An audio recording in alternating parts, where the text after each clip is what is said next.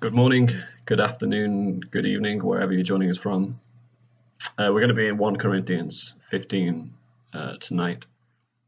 And I imagine most of us have found the Bible a difficult book in part at times to grasp.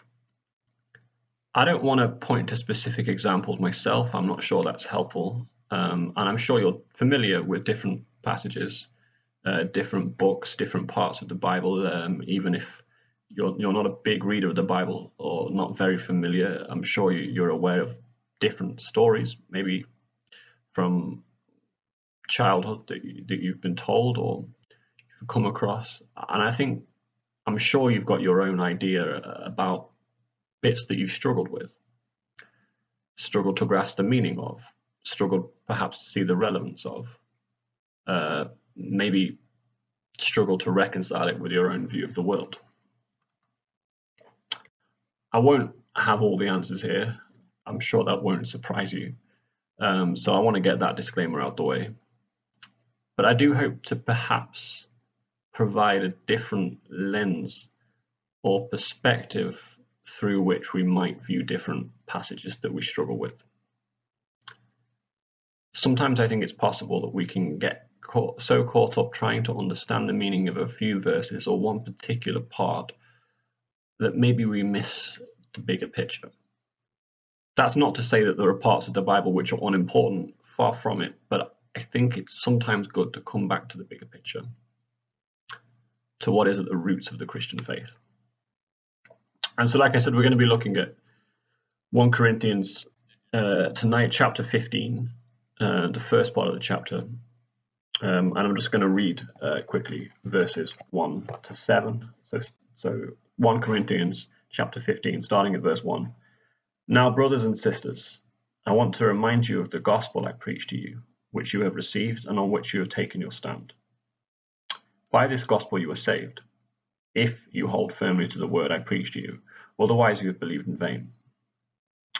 For what I received I passed on to you as of first importance, that Christ died for our sins according to the scriptures, that he was buried, and that he was raised on the third day according to the scriptures, and that he appeared to Cephas and then to the 12, and then he appeared to more than 500 of the brothers and sisters at the same time, most of them whom are still living, although some of them have fallen asleep. And then he appeared to James and all of the apostles. So in this book, Paul is writing to the Christians in Corinth, people who already believed the things which Paul was telling them here.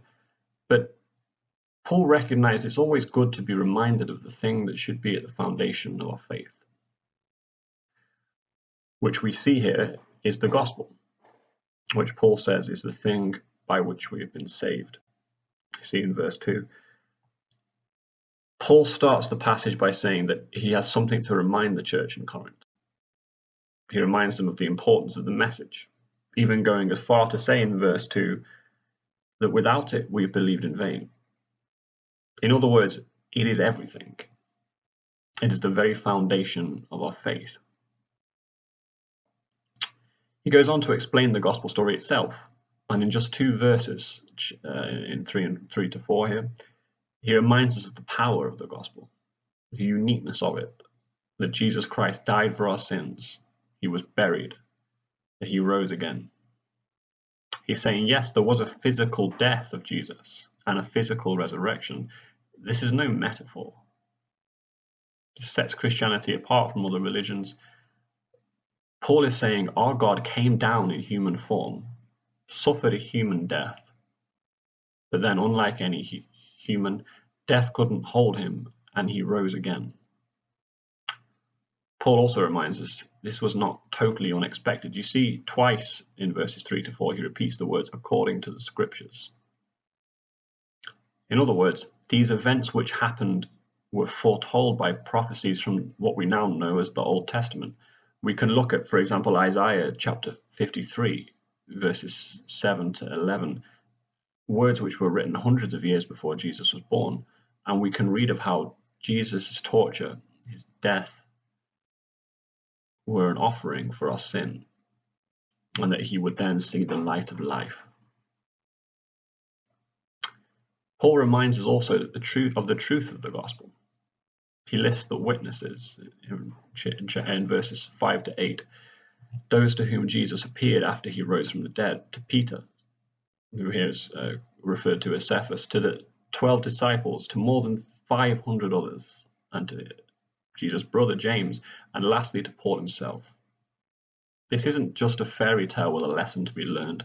Paul is saying this was a real event rooted in human history. By describing the importance, the power, the uniqueness, and the truth of the gospel, Paul is reminding us that the gospel is at the center of the story of our relationship with God. That's effectively what is outlined in the Bible. It's a book about the relationship between humanity and God. The Bible tells us that in Genesis, in the beginning, we were created by God to be in perfect relationship with Him. That because of us choosing to turn away from God and go our own way, which the Bible refers to as sin, that relationship is broken. The Old Testament, after Genesis, tells of the events of the people whom God called to be His own. And yet they always fell short of what was needed to mend that relationship. It needed more.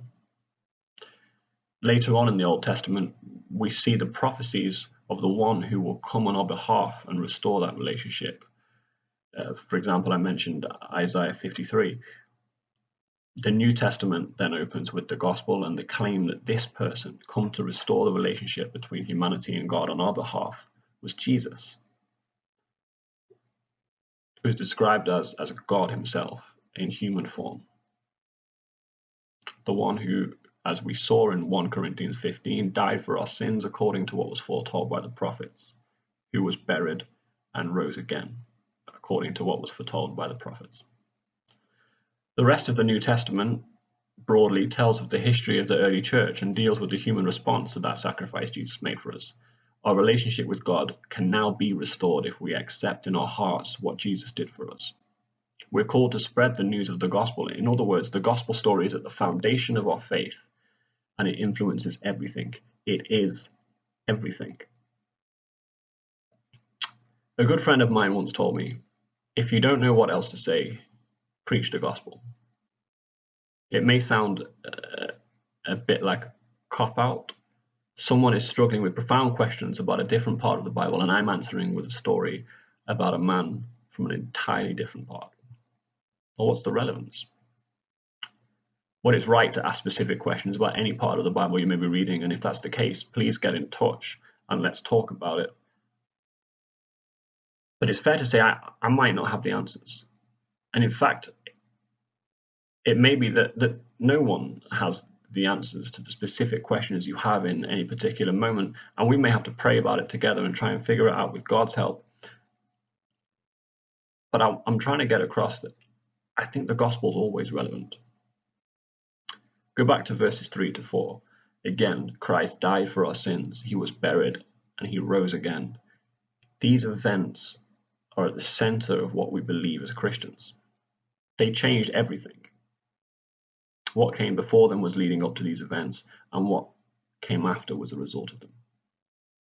So if you're struggling with a part of the Bible you don't understand, you find difficult to relate to, or something we're grappling with trying to reconcile with our worldview, there's no easy answer. It's hard. But try to see that part that you're struggling with through a new lens. The lens of the gospel. How does it point forward to the coming of Jesus Christ? How does it make sense knowing what we do about what we know now about him? Does that give you a new perspective with which to tackle what you're struggling with? And if you're not used to reading the Bible, I'd really urge you to pick it up and take a look. Start by reading one of the gospel stories, the books of Matthew, Mark, Luke, and John, each a perspective on the life of Jesus, detailing the way he lived, the accounts of his death and resurrection and what it means for us, the forgiveness of sins, the repairing of our relationship with God, and the promise of eternity by his side, if that's what we choose. If the words here in 1 Corinthians speak to you, I really would encourage you to pick up one of those books of the Bible that they're not long, and read about this profound gospel story which changes everything in more detail. And if you'd like help doing that, please contact one of us, and I'm sure there's many of us here that would be happy to go through that with you. Thanks. Have a good week.